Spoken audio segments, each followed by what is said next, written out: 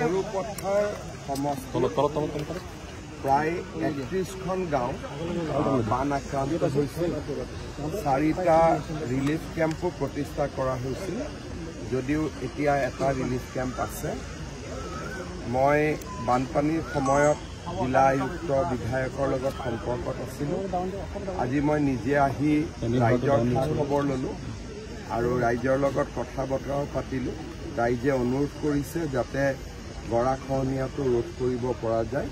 মই যিমান পাৰোঁ শীঘ্ৰে ইয়াৰ ব্যৱস্থা হাতত ল'বলৈ চেষ্টা কৰিম।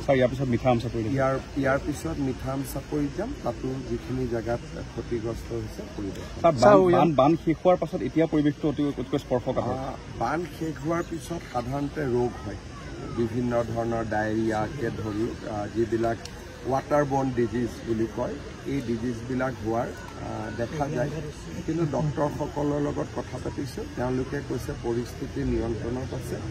গৰ্ভৱতী মহিলাসকলক হস্পিটেললৈ পঠোৱা হৈছে। এই মুহূৰ্তত চিন্তাৰ বিশেষ কোনো কাৰণ নাই। উৰিয়াম ঘাটত আমি সন্দেহজনক লোকৰ আগমন ইয়াত দেখা পাইছোঁ। উৰিয়াম ঘাটৰ পৰা হিং, মৈৰাবাৰী, লাহৰী ঘাটলৈকে এতিয়া নিতৌ বাছো চলাচল কৰে। তাৰ পৰা এটা কথা অনুমান কৰিব পাৰি যে গোলাঘাট জিলাৰ জনগাঁথনি পৰিৱৰ্তন কৰাৰো এটা প্ৰচেষ্টা নিশ্চিতভাৱে আৰম্ভ হৈছে নেকি। এই গোটেই ঘটনাখিনি আমি অধ্যয়ন কৰি আছোঁ। 2 এদিনতে বন বিভাগৰ দল এটাও আহিব।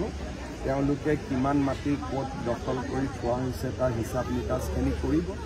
তাৰ পিছত স্থানীয় ৰাইজৰ লগত, বিধায়কৰ লগত আমি কথা পাতি পৰৱৰ্তী ব্যৱস্থা হাতত ল'ম। গোলাঘাট জিলা সীমান্তৱৰ্তী নিঘেৰি বিলতো খুব সাংঘাতিক অৱস্থা, এতিয়া মানুহ যাব নোৱাৰা অৱস্থা। মেৰাপানীৰ নিঘেৰি বিল খুব স্পৰ্শকাতৰ হৈছে।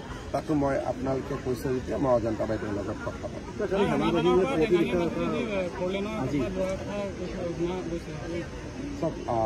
মোৰ একদম তৎকালীনভাৱে মই ক'ব নোৱাৰিম, কিন্তু বহুতবিলাক ডেভেলপমেণ্ট স্কিম চলি আছে। বৰ্তমান আমি আটাইতকৈ চকু দিছোঁ কাজিৰঙাৰ এলিভেটেড কৰিডৰ। বিষয়টো মই অলপ আগতে আলফাৰ ষ্টেটমেণ্ট এটা দেখিছোঁ যে আজি নিশা আলফাৰ শিবিৰত কোনোবাই বোমা বিস্ফোৰণ, ড্ৰোন আক্ৰমণ কৰা বুলি। অসম আৰক্ষী ইয়াত জড়িত নহয়, অসম পুলিচ ইয়াত জড়িত নহয়, আৰু অসমৰ মাটিৰ পৰাও কোনো ধৰণৰ আক্ৰমণ চলোৱা হোৱা নাই। বিষয়টোৰ ওপৰত অধিক তথ্যৰ প্ৰয়োজন আছে, কাৰণ সাধাৰণতে এনেকুৱা ধৰণৰ ঘটনা হ'লে সেনাবাহিনীয়েও ষ্টেটমেণ্ট দিয়ে। এতিয়ালৈকে সেনাবাহিনীৰো আমি কোনো ষ্টেটমেণ্ট দেখা নাই। গতিকে মই ভাবোঁ বিয়লিৰ ফাললৈকেহে ঘটনাটো অলপ ক্লিয়াৰ হ'ব। আৰু মই শুনাৰ পিছতেই সৰু পথাৰলৈকে আহি গ'লোঁ, সেইকাৰণে ময়ো বহুত টেলিফোনত কথা পাতিব পৰা নাই।